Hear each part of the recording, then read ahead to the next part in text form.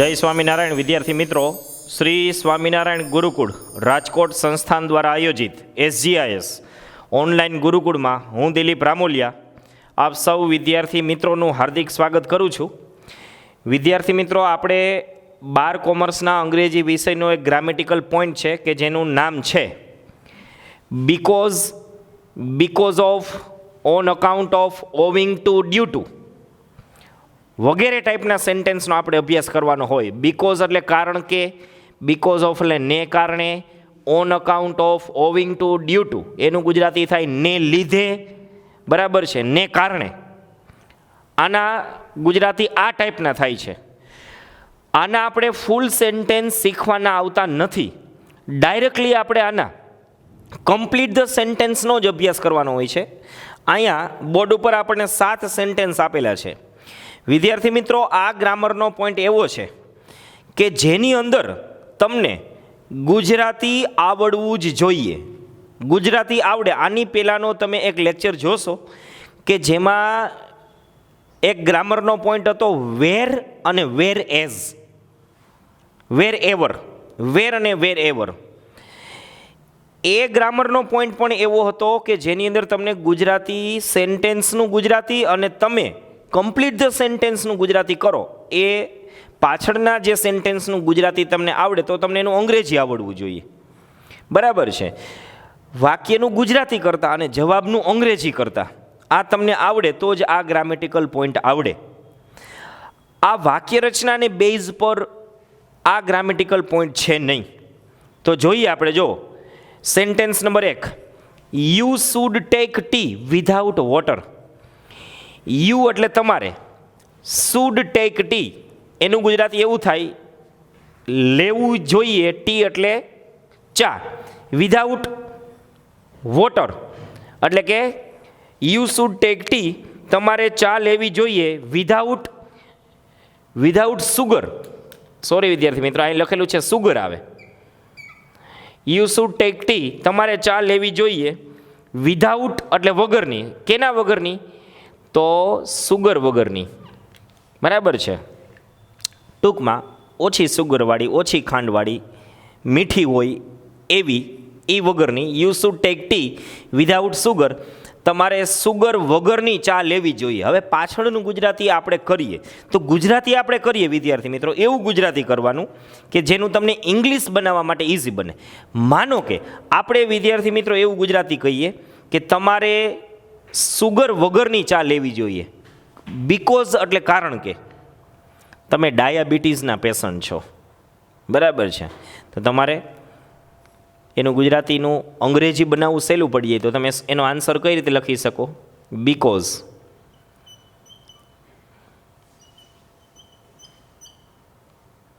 Because એટલે કારણ કે, યુ એટલે તમે, આર એટલે કે છો, you are a patient, you are a patient of. ચાલો, આટલાનું ગુજરાતી શું થાય? બીકોઝ એટલે કારણ કે, યુ એટલે કે તમે, આર એટલે કે છો, અ પેશન્ટ ઓફ એક ના દર્દી છો. શેના? તો ડાયાબિટીસના. You are a patient of diabetes. Because એટલે કારણ કે. આપણે આ સેન્ટેન્સને કારણ કેથી પૂરું કર્યું? માનો કે આ સેન્ટેન્સને તમારે આ રીતે પૂરું કરવું હોય તો બીકોઝ ઓફથી, તો એનો જવાબ તમે આવું લખી શકો, બીકોઝ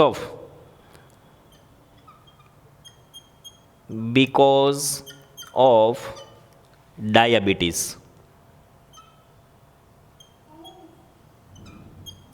ચાલો, બંનેનું ગુજરાતી જુઓ.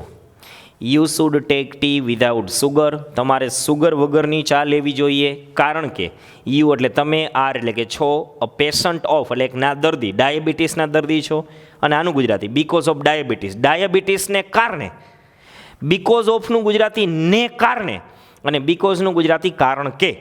બંને જવાબ તમે લખી શકો બીકોઝ ને બીકોઝ ઓફ વાળો. Sentence number 2, he is silent.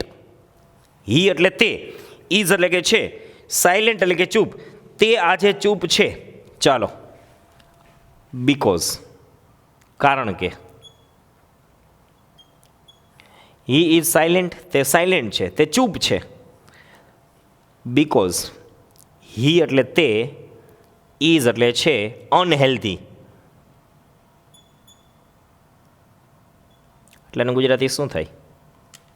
તે સાયલેન્ટ છે. બીકોઝ એટલે કારણ કે, હી ઇઝ અનહેલ્ધી કારણ કે તે આજે અસ્વસ્થ છે. બરાબર છે. ટૂંકમાં ઇન શોર્ટ, ટૂંકમાં તમને પાછળના ગુજરાતી તમને આવડવું જોઈએ. પાછળનું ગુજરાતી તમને ત્યારે જ આવડશે જ્યારે તમને આગળના અંગ્રેજી વાક્યનું ગુજરાતી આવડશે ત્યારે તો તમે ગુજરાતી વિચારી શકશો. અને એ ગુજરાતી તમારે એવું વિચારવાનું કે આગળનું જે સેન્ટેન્સને રિલેટેડ હોય તેવું અને તમને ફટાફટ રીતે એનું અંગ્રેજી બનાવતા આવડી જાય તેવું. ચાલો, sentence number 3. The river Narmada is overflooded. બરાબર છે. નર્મદા રિવર છે એ ઓવરફ્લુડેડ છે કારણ કે વરસાદ ખૂબ જ સારો હતો, વરસાદ ખૂબ જ સારો છે. બરાબર છે. આવા તમે સેન્ટેન્સનું ગુજરાતી કરી શકો. ઉપર કાંઠાની અંદર સારો વરસાદ છે આવું તમે ગુજરાતી કરી શકો. પણ ઉપર કાંઠાનું ગુજરાતીનું અંગ્રેજી બોર્ડની પરીક્ષાની અંદર કે આપણી પરીક્ષા જે તે લેવાતી હોય ત્યાં તમને ફટાફટ જ્યારે વિચારવાનું આવતું હોય ત્યારે તમને એનું ગુજરાતીનું અંગ્રેજી તમને યાદ આવતું હોતું નથી. તો તમે એટલું લખી શકો કે the river Narmada is overflooded because of, માનો કે એમ લખી શકાય કે બીકોઝ ઓફ એટલે ને કારણે, બીકોઝ ઓફ ને કારણે, કોને કારણે ઓવરફ્લુડેડ છે? તો because of heavy rain, because of heavy rain. શું થાય ગુજરાતી એનું? બીકોઝ ઓફ એટલે ને કારણે, હેવી રેઇન એટલે ભારે વરસાદને કારણે, ને કારણે અને હેવી રેઇન એટલે ભારે વરસાદ. ભારે વરસાદને કારણે નર્મદા નદી ઓવરફ્લુડેડ છે એટલે વધારે પડતી વહે છે. ચાલો, એના પછી સેન્ટેન્સ નંબર 4નો આન્સર જોઈએ. Nobody knows. બહુ સરસ વિચારવા જેવું સેન્ટેન્સ છે. નોબડી નોઝ એનું ગુજરાતી શું થાય? કોઈ પણ જાણતું નથી. નોબડી છે એ નકારમાં આવે, કોઈ પણ જાણતું નથી. વાય, તો આનું ગુજરાતી તમે આનું તમે કમ્પ્લીટ ધ સેન્ટેન્સ લખો એટલે વાય એનું કારણ બતાવવું પડે. નોબડી નોઝ કોઈ જાણતું નથી. વાય એટલે શા માટે. આનું તમે એવું લખી શકો વાય હી ઇઝ સાયલેન્ટ. એનું શું થશે? એનું ગુજરાતી શું થાય? વાય એટલે શા માટે. નોબડી નોઝ કોઈ જાણતું નથી કે વાય એટલે શા માટે. હી ઇઝ સાયલેન્ટ, તે શા માટે ચૂપ છે એવું કોઈ જાણતું નથી. તો અહીંયા તમારે વાય શબ્દનો તમારે ઉપયોગ કરીને તમારે શું કરવું પડ્યું? સેન્ટેન્સને પૂરું કરવું પડ્યું. સેન્ટેન્સ નંબર એના પછી 5 જોઈએ. શું છે? Rahul did not join in medical college. Rahul did not join એટલે ન જોડાયો. રાહુલ ન જોડાયો. શેમાં ન જોઈન થયો હોય? In medical college. Rahul medical કોલેજની અંદર જોઈન ન થયો કારણ કે તે ડૉક્ટર બનવા માગતો ન હતો. તો એનું અંગ્રેજી શું લખી શકાય? બીકોઝ હી એટલે તે, ડીડ નોટ અને બનવું એટલે વોન્ટ, ઈચ્છવું, બનવું want. He did not want. ચાલો, આગળનું વાક્ય ભૂતકાળનું છે એટલે પાછળનું તમે ભૂતકાળનું જ લખી શકો. બીકોઝ એટલે કારણ કે Rahul did not join in medical college. Rahul medical કોલેજમાં ન જોડાયો. બીકોઝ એટલે કારણ કે હી ડીડ નોટ વોન્ટ કારણ કે તે ઈચ્છતો ન હતો. શું નહોતો ઈચ્છતો? He did not want to be a doctor. આનું બીજું ગુજરાતી કરવું હોય તો Rahul did not join in medical college. Rahul medical કોલેજમાં ન જોડાયો કારણ કે તે ખૂબ જ ગરીબ હતો. તો એ પણ ઇઝી બની શકે બીકોઝ એનો જવાબ આ રીતે પણ લખી શકો બીકોઝ હી વોઝ પુઅર કારણ કે તે ગરીબ હતો એટલા માટે ન જોડાયો. હજી પણ લખી શકો તેની ફાઇનાન્શિયલ કન્ડિશન સારી ન હતી, પૈસાની આર્થિક પરિસ્થિતિ સારી ન હતી, પણ આપણને એનું અંગ્રેજી આવડવું જોઈએ.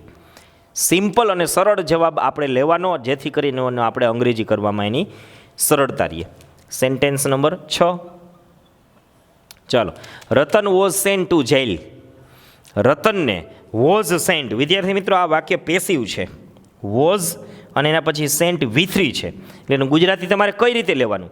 રતનને વોઝ સેન્ટ એટલે કે મોકલી દેવામાં આવ્યો, બરાબર છે, જેલની અંદર. રતનને જેલમાં મોકલી દેવામાં આવ્યો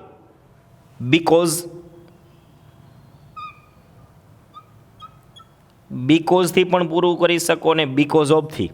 ચાલો, બીકોઝ હી એટલે તેને, હેડ કમિટેડ, હી હેડ કમિટેડ.